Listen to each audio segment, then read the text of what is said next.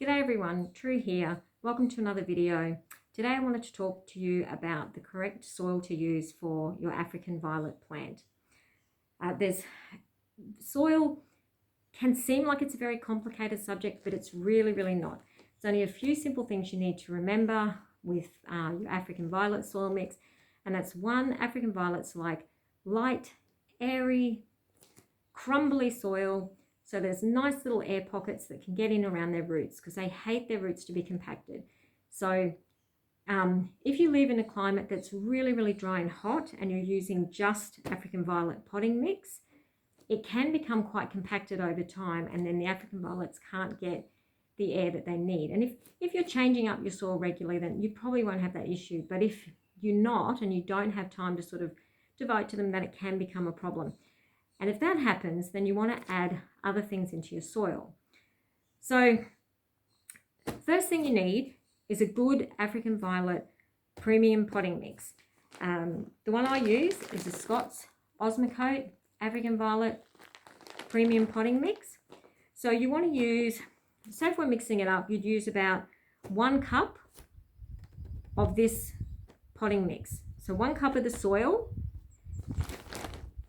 And then what you want to add to that, the first thing you want to add to it is perlite. Now the reason why you add perlite is that it improves the aeration and drainage in the soil. So perlite, it's like, you'll see it in the potting mix. It's little white sort of balls in the potting mix here. And you mix it in with the soil. So you'd use 1 cup of the premium potting mix here, 1 cup of the premium potting mix to 2 cups of perlite. That's what I like to use. And the reason why I like to use that is because I find that at this time of the year, my climate's extremely hot and dry. My soil needs a little bit extra of a boost to sort of keep that aeration going around the roots. So 1 cup of the premium potting mix to 2 cups of perlite.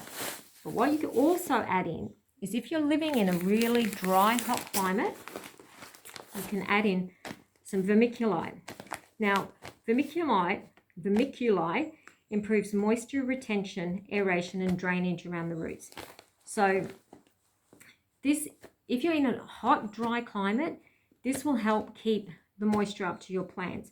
I find that in summertime in Brisbane, Australia, where I am, I'm having to water very often because my soil's just drying out really quickly.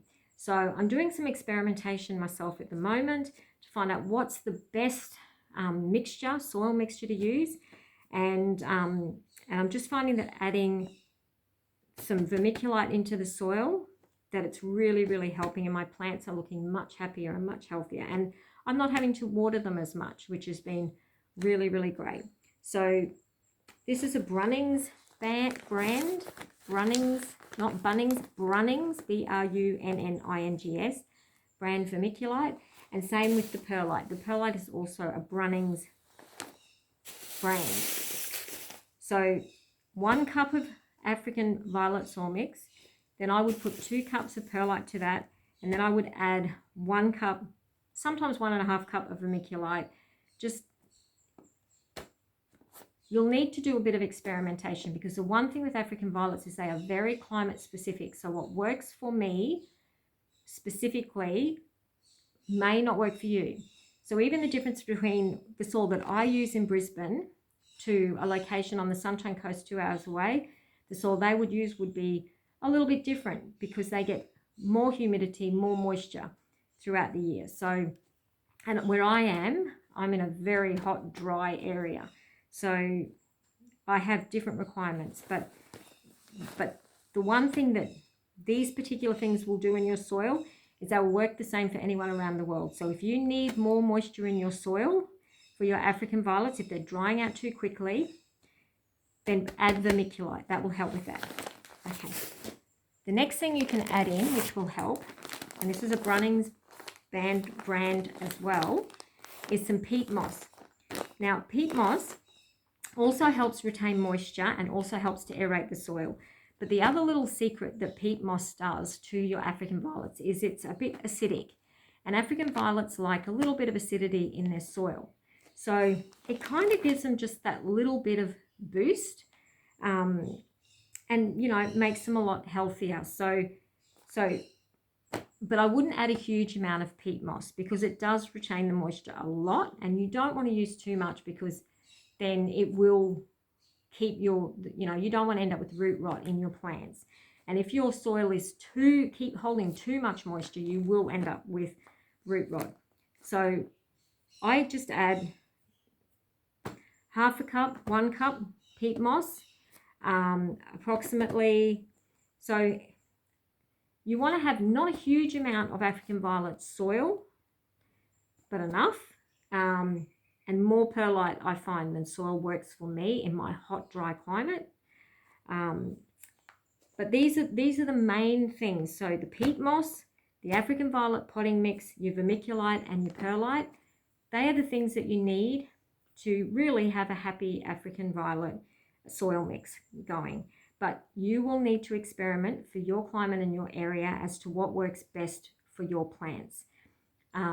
So I can give you a general idea of what soil mix will be good, but please do some experimentation because, you know, different times of the year, our climate here really fluctuates. So at the moment we're having very hot days, very cold nights. So it does cause some issues.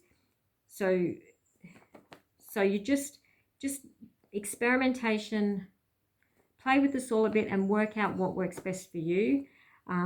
Here's an example of the mix that I'm using at the moment. So I don't know if you can move it back a bit so you can see that. So you want to have a decent amount of perlite mixed in because that will really help.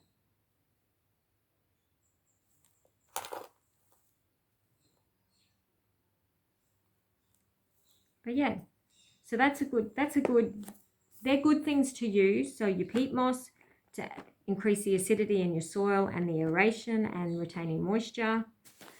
Your vermiculite, which also helps retain the moisture and aeration, and it's good for drainage as well. Your perlite is great for improving that aeration and your drainage in your soil also. And then your premium African violet potting mix.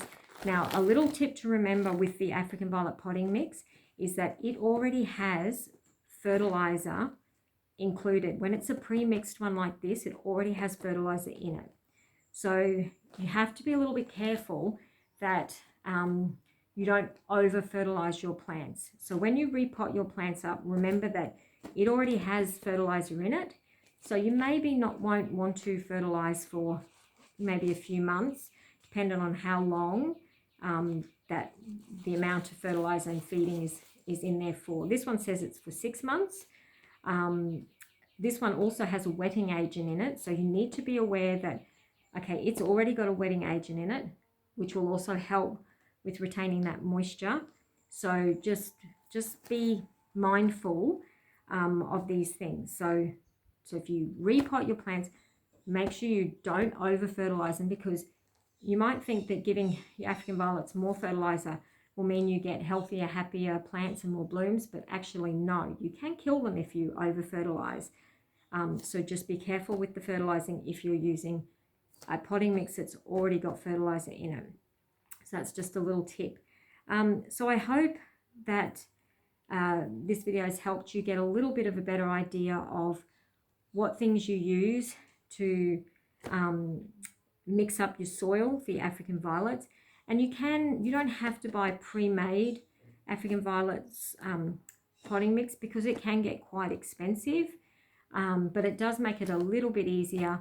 But then adding in, you will probably need to, depending on where you are, but more than likely you will need to add in other things into the potting mix just to make your plants that little bit happier, I think. So I hope this video has helped.